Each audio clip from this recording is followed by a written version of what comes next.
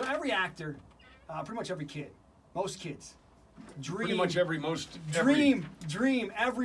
Yeah. dreams of becoming an icon, television movie, whether they go on to do it or not.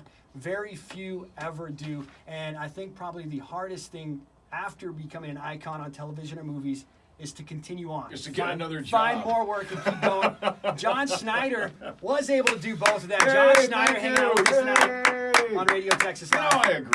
I agree. It's hard. One of the biggest mistakes people make is they think that because they are famous, their phone will ring again. Yeah.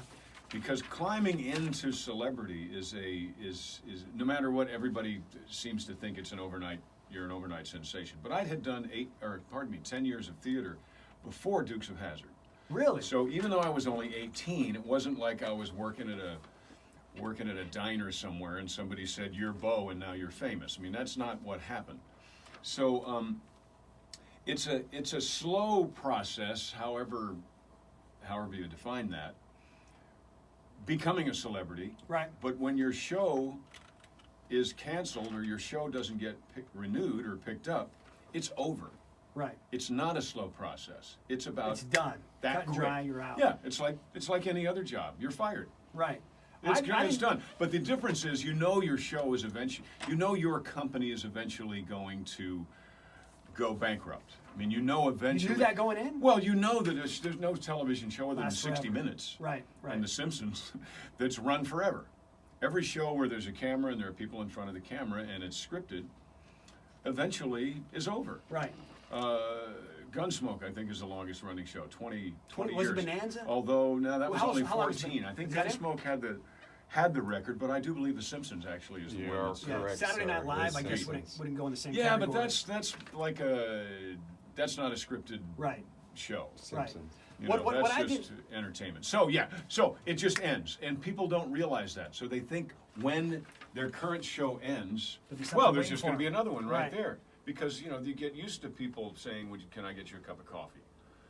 Well, you look tired. Let's get you a car to take you home. Right. And that stuff stops right away.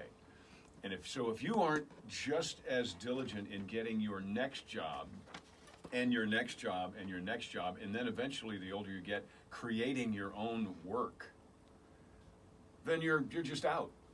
I think something that I didn't realize this. You were 17 when you Somehow got getting Dukes of younger. I Hazzard. was 18. You were 18. I was 18. legal. I only say that because I was legal. I didn't get an illegal job. That was. I didn't climb a wall and get an illegal job. So at 18 though, you were heard me. you were thrust into the spotlight. Iconic show. How quickly did you know that the Dukes of Hazzard was taking off for you guys? Was it a Well, I grew up.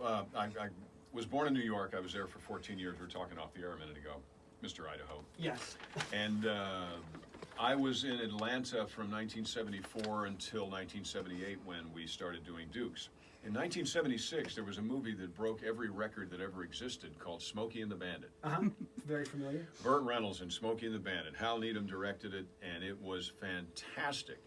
And it was a guy that could really drive the wheels off a car, and it was CB radios and trucks and dirt roads and silly sheriffs and all that kind of stuff.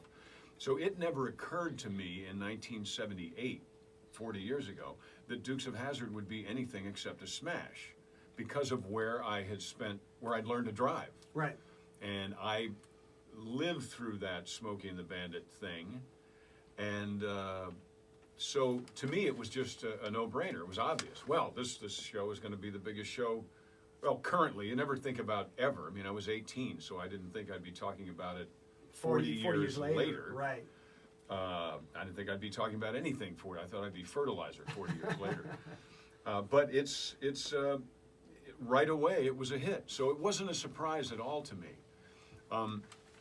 It is a surprise to me that I just did a in-store appearance at a friend of ours' car dealership yesterday, and there are kids 2 and 4 and 6 years old that just love the Dukes of Hazzard. Yes, that's crazy, right? In 2018.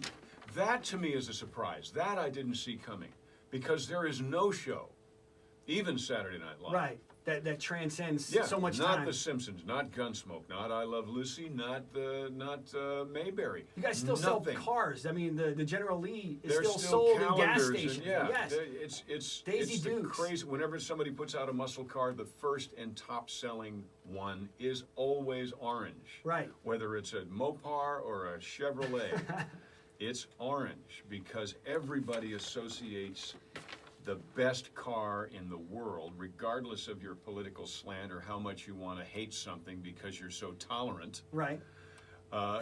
Orange. Right. Always orange. Yeah, always orange. John Schneider. Hashtag always orange. Hashtag I like always that. orange. I John like Schneider, Bo Duke from Dukes of Hazzard, currently on Dancing with the Stars.